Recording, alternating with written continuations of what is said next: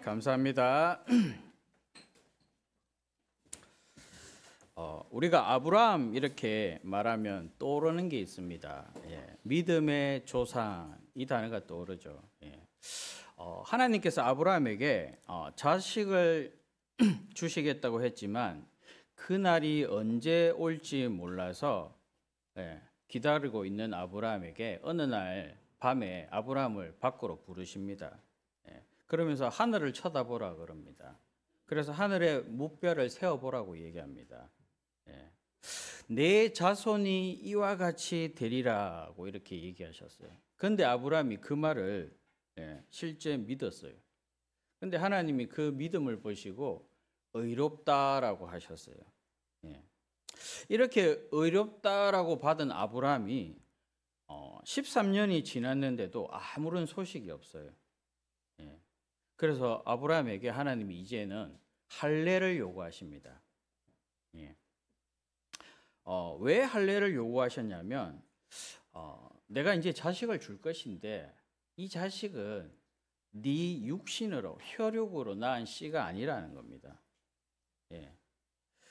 언약으로 낳은 말씀의 자손이라는 겁니다. 그래서 로마서 4장 18절에 보면 이 아브라함이 바랄 수 없는 중에 바라고 믿었으니 이는 내 후손이 이 같으리라 하신 말씀대로 많은 민족의 조상이 되게 하려 하십니다. 말씀하셨어요. 아브라함이 자식을 가질 수 없는 중에 나이가 너무 많아서 이제 자식을 낳을 수 없는 중에 자식을 낳았다는 겁니다. 그런데 할례를 했는데 왜 그게 할례를 했냐면 자식을 낳을 수 없는데 그 언약으로 말미암아 자식을 낳았다는 겁니다. 그래서 육신으로 낳지 않고 언약으로 낳았기 때문에 믿음의 조상이라는 겁니다. 그래서 우리 또한 아브라함이 우리의 조상이죠, 그죠? 아브라함이 낳은 이삭이 육신으로 낳은 게 아니라는 겁니다. 언약과 믿음으로 낳은 아들이라는 겁니다. 그러므로 예수를 믿음으로 우리가 아브라함의 후손이 되는 겁니다. 그래서 하나님은 이걸 또 의롭다고 여기셨어요. 그리고 또 하나님이 의롭다 하신 부분이 또 있어요. 창세기 22장에 보면 아브라함을 시험하기 위해서 내 사랑하는 독자 이삭을 데리고 모리아 산에 가서 번제로 드리라고 얘기하십니다. 아니 도저히 이해가 안 되는 겁니다. 하나님이 그 어렵게 낳은 이삭을 번제로 드리면 어떻게 됩니까? 이 이삭을 통해서 앞으로 구원할 시 메시아 많은 민족들이 이루어지는데 이 이삭이 죽으면 어떻게 됩니까? 끊기는 거 아닙니까? 하나님의 언약을 하나님이 세워놓고 하나님이 끊으시면 어떻게 하시겠다는 겁니까? 근데 이때 아브라함에게 믿음이 있었던 겁니다. 어떤 믿음이 있었습니까? 내가 이 이삭을 죽일지라도 하나님은 살리셔서라도 이 약속을 성취하시겠다는 아브라함에게 이 믿음이 있었어요. 언약으로 주신 이 언약 신앙이 어떤 신앙으로 바뀌는 겁니까? 부활 신앙으로 성취되는 순간입니다. 그래서 하나님의 약속이 그리스도의 죽음과 부활, 인간의 죽음까지도 뛰어넘어서 생명의 약속임을 실제로 아브라함이 믿었던 겁니다. 그래서 아브라함을 보고 믿음의 조상이라고 합니다. 그래서 로마서 1장 17절 여러분이 잘 아시다시피 오직 의인은 믿음으로 말미암아 살리라 그런 겁니다. 우리는 믿음으로 사는 존재입니다. 믿음 없이는 하나님을 기쁘시게 하지 못한다는 겁니다. 이 아브라함의 믿음이 결국 누굴 나타내는 겁니까? 예수 그리스도를 얘기합니다. 죽으심과 부활을 나타내는 겁니다. 믿음으로 생명 없는 곳에서 생명이 나왔지 않습니까? 그죠? 아브라함이 낳을 수 없는 곳에 생명이 나왔습니다. 믿음으로 어떻게 됐습니까? 부활에 이르는 신앙, 부활 신앙을 갖게 됩니다. 그래서 아브라함을 통해서 우리의 믿음의 조상이 되는 겁니다. 하나님의 언약은 능력입니다. 하나님의 언약을 믿는 그 순간 그것이 우리에게 능력으로 나타날 줄 믿습니다. 그래서 이 믿음으로 아브라함이 의롭다함을 받게 되고 실제 의롭게 된 겁니다. 그래서 아브라함 하면 믿음의 조상이죠. 그럼 이삭 하면 여러분 떠오르는 단어가 뭡니까? 예, 순종입니다. 그죠? 아브라함에게 내 사랑하는 독자 이삭을 데리고 모리아 산에서 번제로 드려라 그랬어요. 예. 그럼 이삭은 자신을 제물로 드리라는 그 하나님의 뜻에 어떻게 합니까? 순종했어요. 예. 모리아 산 오르기 전에 사실은 종들을 아브라함이 밑에 두고 올라갑니다. 이삭의 힘으로서 나이 많은 아버지 아브라함을 그 말에 불순종하고 뿌리치고 충분히 도망갈 수도 있는 상황이었어요. 그런데도 불구하고 이삭은 순종하죠. 결박당하고 번제 위에 누워요. 순종합니다. 또 그뿐만 아니라 이삭이 아내를 맞이할 때도 자신의 뜻대로 아내를 맞이하지 않고 하나님의 뜻에 순종하여서 리브가를 맞이합니다. 지난 시간에 이 얘기 말씀드렸죠. 이 유목민의 특성상 아내를 맞이할 때는 남자가 원하는 여자를 찾아서 결혼하는 게 유목민의 특성이에요. 우리나라 같은 경우에는 농경 사회를 이루고 있기 때문에 과거의 경험과 전통과 관습을 따릅니다. 이걸 중시해요. 농사를 짓기 위해서는 그죠. 풍년을 기원하기 위해서는. 그러다 보니까 전통, 관습 이런 걸 중요시합니다. 그래서 결혼을 할 때도 어른들의 결정에 의해서 모든 게 결정됩니다. 그래서 당사자들의 의견은 필요가 별로 없어요. 그런데 유목민은 완전히 다르다는 겁니다. 그런데도 이삭은 여기에 순종했어요. 이삭이 가나안 족속 여인과 결혼하면 안 되기 때문입니다. 왜 가나안 족속과 결혼하면 안 됩니까? 430년 후에 나중에 가나안 땅, 적과 꿀이 흐르는 땅, 그 땅을 우리에게 주시기로 했는데 그때 가나안 땅이 심판받는 때입니다. 그런데 거기서 아브라함이 배우자를 얻으면 어떻게 됩니까? 그렇기 때문에 그렇게 결혼하지 말라는 겁니다. 그래서 아버지의 뜻을 따라 자기 고향에서 리브가를 데리고 오는 겁니다. 좀 이따가도 알겠지만 말씀드리겠지만 에서가 애국과 가나안 여인들과 결혼을 했기 때문에 결국 언약의 대열에서 제외되는 겁니다. 그리고 아비멜렉의 목자들과 갈등이 생겼어요. 이삭이 그때 어떻게 합니까? 그들과 싸우지 않죠. 하나님께 순종합니다. 무슨 말입니까? 순종한다는 거야. 싸우는 것보다 더 큰 힘이 순종에 있다는 겁니다. 그래서 오히려 가는 곳곳마다 물이 나오는 샘의 근원을 받게 됩니다. 그리고 이삭의 마지막 큰 순종이 있습니다. 그게 뭐냐면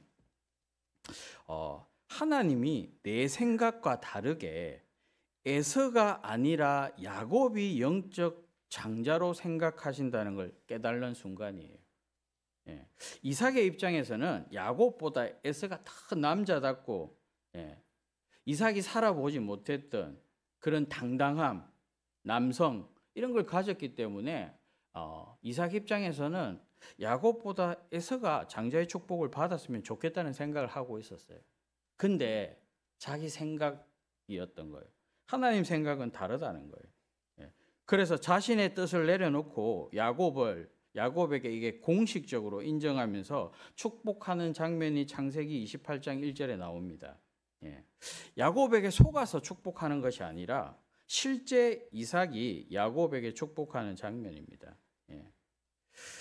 이삭의 입장에서는 에서가 장자의 축복을 받아야 한다고 생각했지만 실제 자기 생각, 자기 꿈, 자기 계획을 내려놓은 겁니다.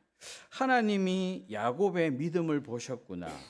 에서보다 야곱이 장자권에 대한 축복을 얘기할 때 눈빛이 달랐던 것을 다시 되짚어 보면서 생각하는 겁니다. 그래서 이삭이 하나님의 뜻을 순종하면서 야곱을 축복합니다. 이렇게 이삭하면 하나님의 말씀에 순종하는 인물입니다. 그렇다면 야곱은 어떤 인물입니까? 창세기 25장 34절에 보니까 에서가 장자의 명분을 가볍게 여깁니다. 그래서 에서는 어떻게 보면 세상의 영웅입니다. 힘 있지, 남성답지, 사냥 잘하지. 예. 누가 봐도. 예. 그에 비해서 야곱은 어떤 인물입니까? 나고자 같은 사람. 예. 언약에 대한 관심은 에서와 정반대였던 겁니다. 예. 엄마 뱃속에서부터 싸웠어요.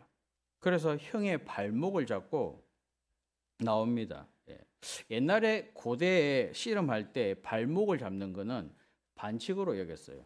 그래서 야곱이 발목을 잡았다는 의미로 이름 붙인 게 야곱이지 않습니까? 반칙쟁이, 속이는 자, 이게 야곱의 이름의 의미입니다. 그래서 야곱은 세상적 관점으로 보면 영웅도 아니고 힘도 없고 이길 수 있는 방법은 뭐뿐입니까? 속이는 것밖에 없습니다. 근데 이 속임의 동기가 무엇입니까? 하나님의 약속에 대한 믿음이었던 겁니다. 그에 비해서 에서는 장점을 다 가지고 있었지만 뭐가 없었습니까? 믿음이 없었어요. 그래서 언약의 계보에서 제외된 겁니다. 창세기 27장을 보면 이 야곱이 이삭이 나이가 많아서 눈이 어두워진 걸 알고 보지 못함을 알고 형인 것처럼 아버지께 가서 장자권의 축복을 받습니다. 근데 옆에 있던 엄마 리브가도 에서를 돕지 않고 야곱을 돕죠.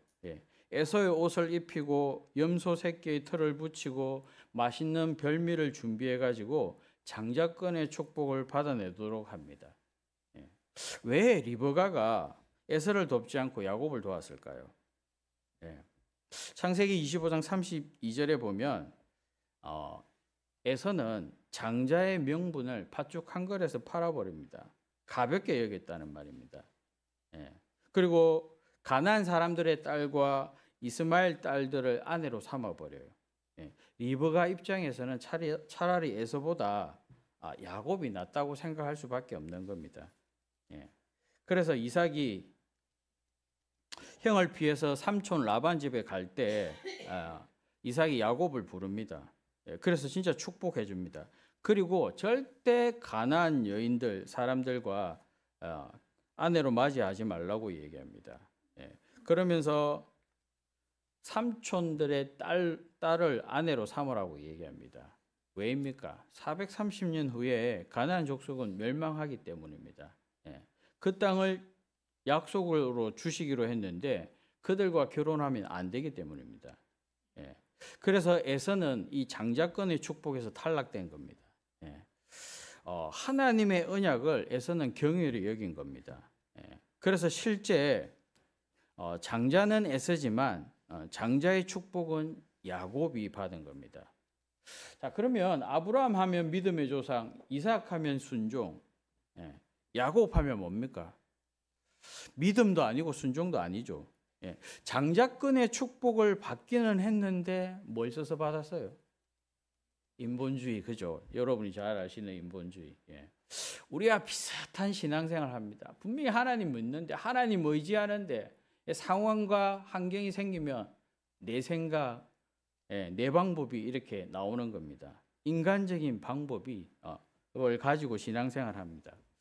제가 복음으로 불신자를 딱 보니까 이들에게 딱 한 가지가 없는 거예요. 이 한 가지가 없어서 고통받는 게 보였습니다. 여러분 잘 아시죠? 복음이 없어서 이들이 고통받는다는 게 보였어요. 그래서 여러분 사도행전 3장에 보십시오. 베드로가 뭐라 그럽니까? 성전 미문에 앉아있는 안장뱅이에게 은과 금은 내게 없거니와 내게 있는 것으로 내게 주노니 나사렛 예수 그리스도 이름으로 일어나 걸어라 그럽니다. 그 안전뱅이에 필요한 것은 은금이 아니라는 겁니다. 나사렛 예수 그리스도 이름이라는 겁니다. 제가 수도권에 있을 때 교회 대신방이 있었어요. 그래서 담임 목사님과 다른 교육자들과 함께 이렇게 신방을 며칠 쭉 했어요. 그런데 성도님들을 보니까 아니 불신자도 아닌데 당연히 하나님 믿는데 여전히 많은 문제 가운데 그 문제를 안고 살아가시더라고요. 복음이 없어서 문제라고 생각했는데 복음이 있는데 그건 문제가 없어져야 되는 거 아닙니까? 그죠? 여전히 문제 가운데 빠져 있는 겁니다. 문제가 있는 사람은 그럼 복음이 가짜입니까? 아니면 아직 복음이 각인 뿌리 체질 못 되어서입니까? 예, 물론 답이 있습니다. 그죠? 갱신의 시간표고, 예, 기회이기에 상관없다고 얘기할 수도 있습니다. 근데 중요한 거 한 가지를 놓치고 있다는 사실을 보게 되었어요. 예, 복음이신 예수님의 약속입니다. 예, 예수님이 우리에게 약속하신 것이 있어요. 가르치신 것이 있어요. 왜 공생의 3년 동안 제자들을 불러놓고 뭘 가르쳤습니까? 왜 부활하셔서 40일 동안 하나님 나라의 일을 말씀하셨습니까? 왜 예루살렘을 떠나지 말고 아버지께서 약속하신 것을 기다리고 했을까요? 예, 그게 딱 한 단어로 얘기하면 뭡니까? 함께입니다. 함께. 합숙입니다. 예. 우리에게는 문제는 지금 이 순간 하나님이 함께 하지 않는 것이 문제지, 하나님이 나와 함께 하시면 문제는 없는 겁니다. 예. 있어도 없는 겁니다. 왜요? 내게는 문제지만 하나님 입장에서는 그게 문제가 안 돼요. 예. 왜? 하나님의 능력으로 그 어떤 것도 문제가 안 됩니다. 근데 내 입장, 내 수준, 내 기준을 가지기 때문에 자꾸 내가 문제인 거예요. 근데 우리는 그분의 종입니다. 그분이 나의 주인입니다. 그러면 그 문제는 내 문제가 아니에요. 예. 내 수준으로는 문제지만 하나님 입장에서는 전혀 문제가 되지 않는다는 겁니다. 예. 그걸 보고 우리가 24망대라는 겁니다. 예. 저는 만약에 제 인격과 제 삶의 수준 가지고 만약에 이 자리에 서라 그러면 절대 못 쓸 것 같습니다. 예. 그건 제 수준이 아니에요. 여기 서는 거는 하나님이 심부름하셨기 때문에 하나님의 심부름하는 입장에서 서는 겁니다. 예. 그래서 우리가 24망대할 때는 하나님의 수준으로 살아가는 겁니다. 예. 하나님의 능력으로 빛을 발하는 겁니다. 하나님의 능력으로 생명을 살리는 겁니다. 예. 그래서 내 주변에 함께의 축복을 전달해야 되기 때문에 여러분들을 망대로 세우는 겁니다. 그리고 속지 않고 걸어가야 되기 때문에 25의 여정이라고 얘기합니다. 그리고 나 자신과 불신자 앞에, 후대 앞에 하나님의 증거가 나타나기 때문에 영혼의 이정표라는 겁니다. 예. 복음은 문제 해결이 결론이나 끝이 아닙니다. 그럼 뭡니까? 복음의 결론은? 복음의 결론은 살리는 데 있습니다. 하나님의 영광이 드러나는 데 있습니다. 우리의 기준은 이 문제가 복음으로 해결됐다, 안 됐다, 여기 다 있지 않습니까? 예. 그럼 별 의미가 없는 겁니다. 예. 그 문제일 수도 있고 아닐 수도 있는 겁니다. 중요한 건 복음으로 사람이 살아나는 겁니다. 그 살아남의 근본이 뭡니까? 그리스도 하나님이 영광 받으시면 되는 겁니다. 그래서 살리는 축복을 누리는 것이기 때문에 문제 해결의 시간표에 머물러 있으면 안 됩니다. 예. 더 이상은 문제가 되지 않는다는 겁니다.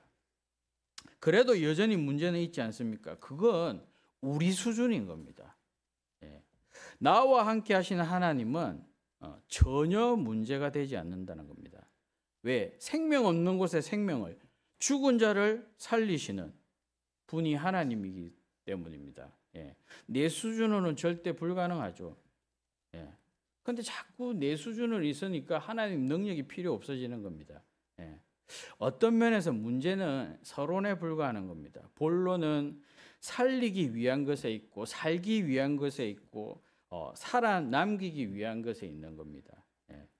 여러분이 오늘 말씀을 통해서 문제 해결이 응답이 아니라 살아남는, 살리는 축복을 받으시기 바랍니다. 문제 가운데 도망가는 야곱에게 하나님이 함께 하시겠다고 약속하시는 겁니다. 예. 창세기 28장 12절부터 13절 보니까 이렇게 얘기하고 있어요. 꿈에 본적 사닥다리가 땅 위에 서 있는데 그 꼭대기가 하늘에 닿았고, 또 본적 하나님의 사자들이 그 위에 오르락 내리락 하고, 또 본적 여호와께서 그 위에 서서 이르시되 나는 여호와니 너의 조부 아브라함의 하나님이요 이삭의 하나님이라. 내가 누워 있는 땅은 너와 내 자손에게 주리니라 하신지라. 그런데 이 사닥다리를 누굴 보고 의미합니까? 요한복음 1장 51절에 보면 진실로 진실로 너에게 이르노니 하늘이 열리고 하나님의 사자들이 인자 위에서 오르락 내리락 하는 것을 보리라 하시니라. 예.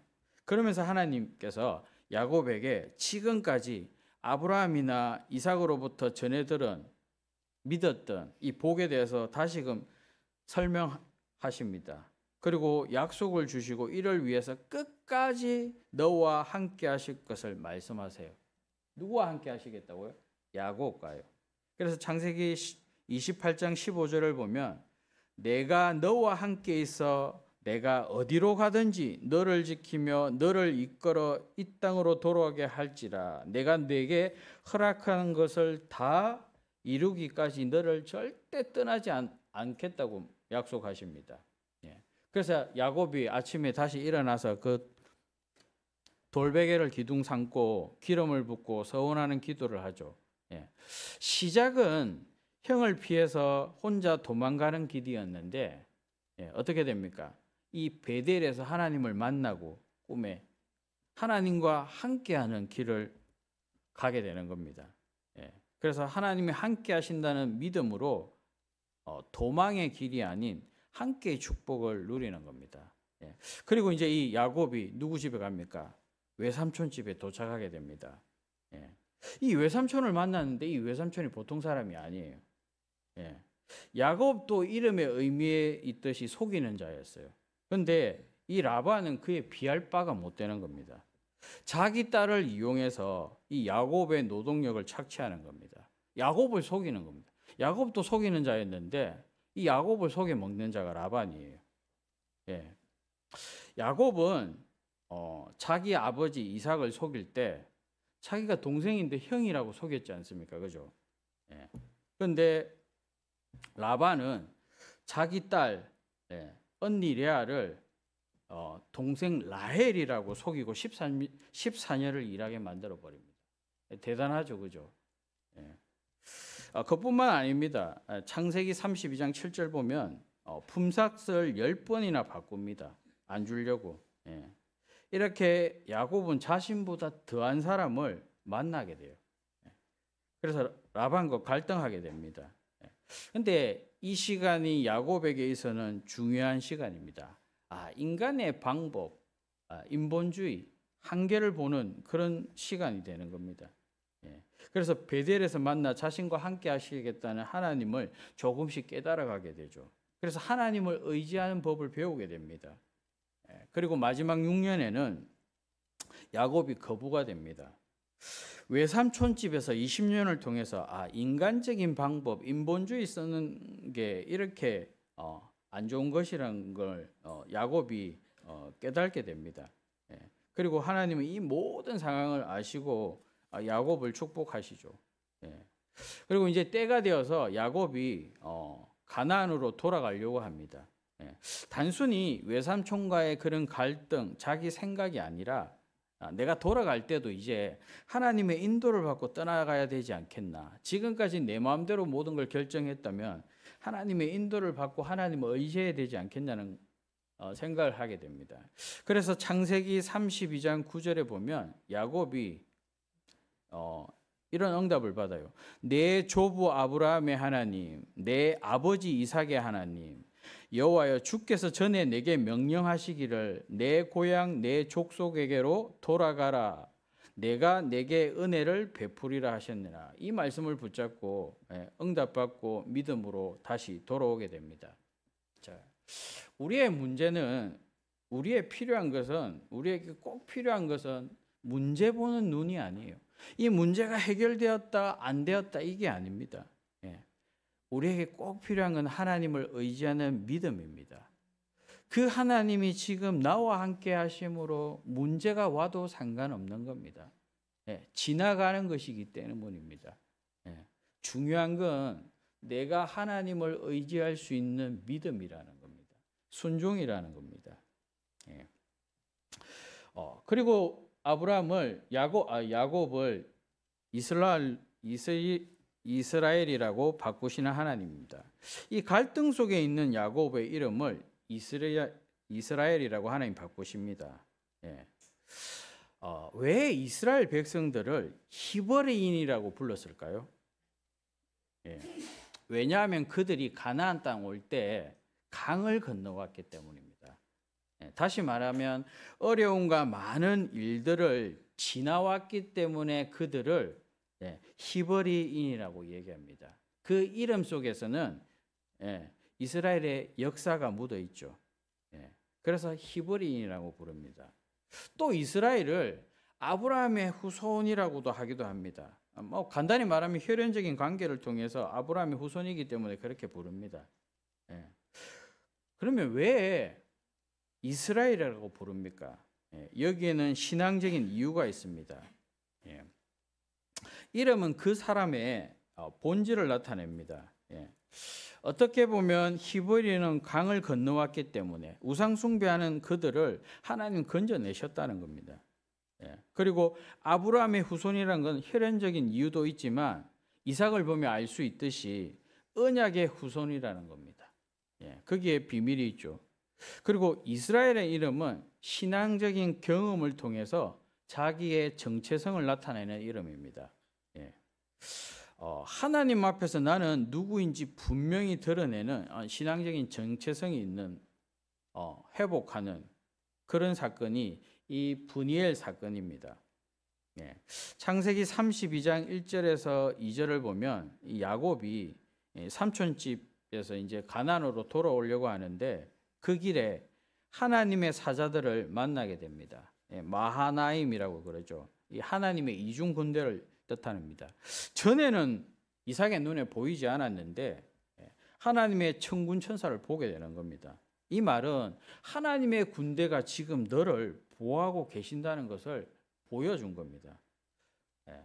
그런데 먼 거리를 여행하다 보니 정찰병이 있을 거 아닙니까? 야곱에게. 그죠?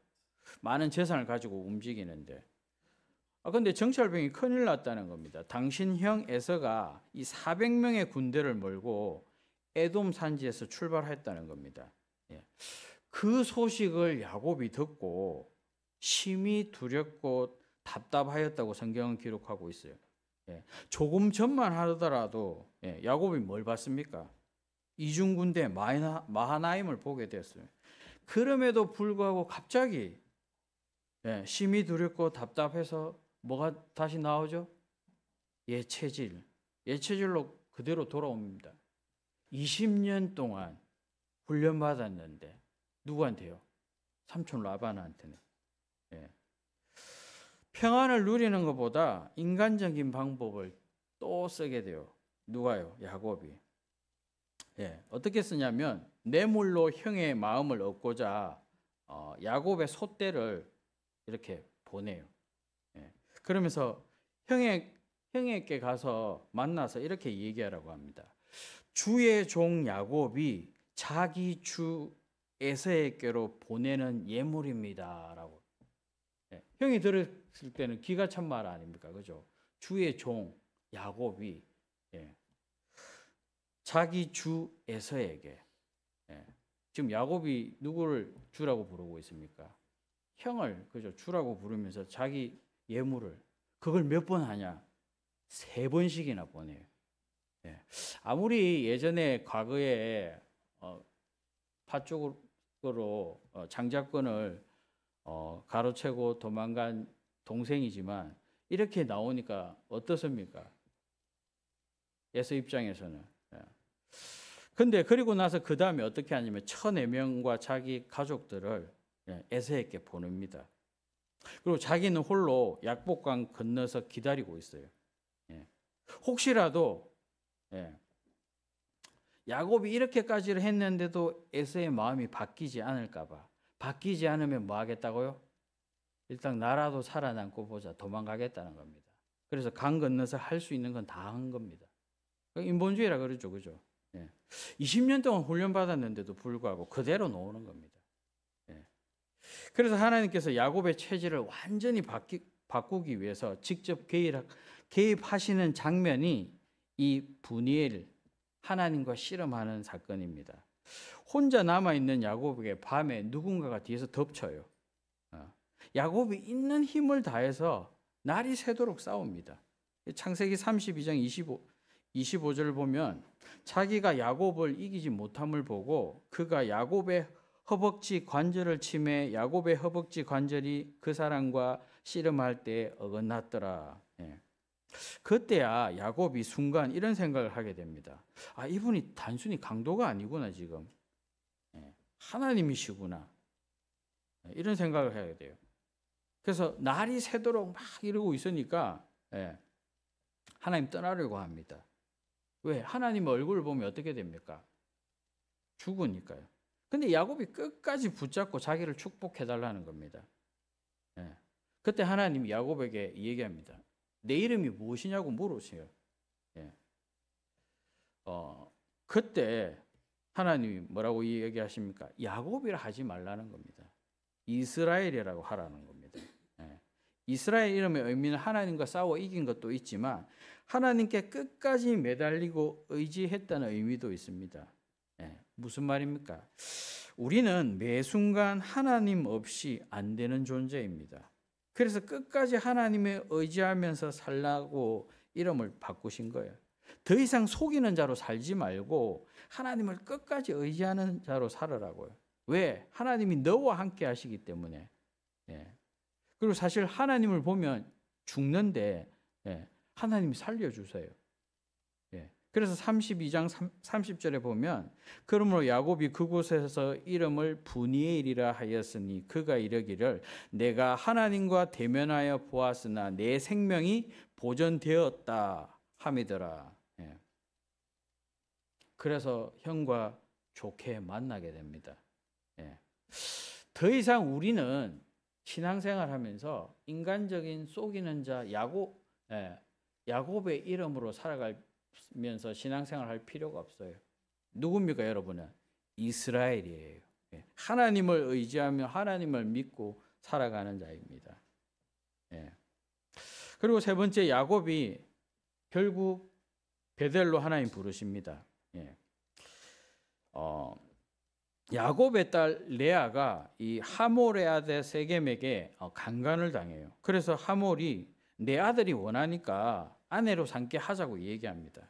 근데 이 야곱의 아들들이 만약에 결혼하려면 우리와 똑같이 너희들도 할례를 받아야 된다고 얘기합니다.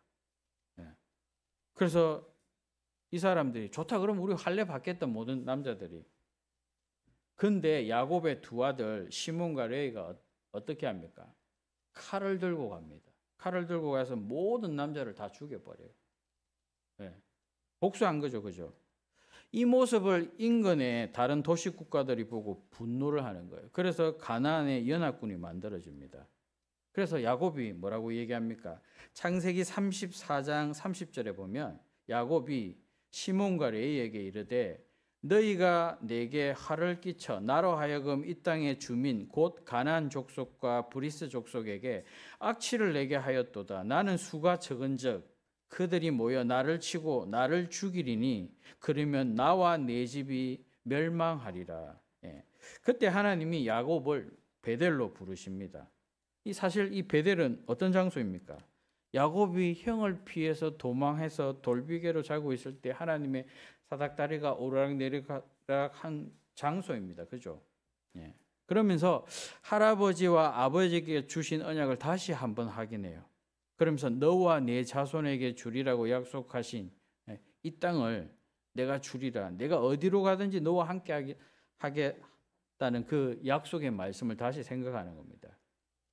그래서 야곱의 식구들이 자신들이 가지고 있던 우상을 다 버리고 의복을 갈아입고 베델로 올라가서 다시 제사를 드립니다.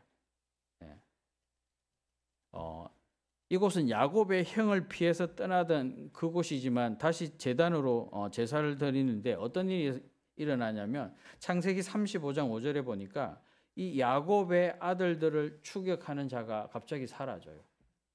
그리고 9절에 보니까 야곱에게 나타나사 그에게 복을 주시고 그러면서 10절의 이야기입니다. 오늘 읽은 본문입니다. 하나님이 그에게 이르시되 내 이름을 야곱이지만은 내 이름을 다시는 야곱이라 부르지 않겠고 이스라엘 내 이름이 되리라 하시고 그가 그의 이름을 이스라엘이라 부르시고. 그래서 처음으로 야곱을 이스라엘이라고 하나님이 부르신 겁니다. 예. 말씀 맺도록 하겠습니다. 예. 하나님은 더 이상 우리를 야곱이라 하지 않습니다. 왜? 하나님이 우리와 함께 하시기 때문입니다. 그래서 우리는 인간적인 방법으로 사는 자가 아니라는 겁니다. 예. 혼자 사는 것이 아니라 하나님이 나와 함께 하시겠다는 겁니다. 그래서 창세기 28장 15절에 보면 내가 너와 함께해서 내가 어디로 가든지 너를 지키며 너를 이끌어 이 땅을 돌아오게 할지라 내가 내게 허락한 것을 다 이루기까지 너를 떠나지 아니하리라 하신지라 그랬습니다. 예. 여러분의 이 언약이 여러분 평생에 가는 여정 속에 내 능력이 아닌 하나님의 능력이 나타나고 이정표의 축복을 받는 응답 받으시기 바랍니다. 기도하겠습니다. 살아계신 하나님 감사를 드립니다. 우리를 더 이상 야곱이라 하지 않고 이스라엘로 부르신 하나님, 그 언약적인 축복 속에 하나님 우리의 망대의 여정 이정표의 축복을 받을 수 있도록 인도하여 주옵소서. 예수 그리스도 이름으로 기도하옵나이다. 아멘.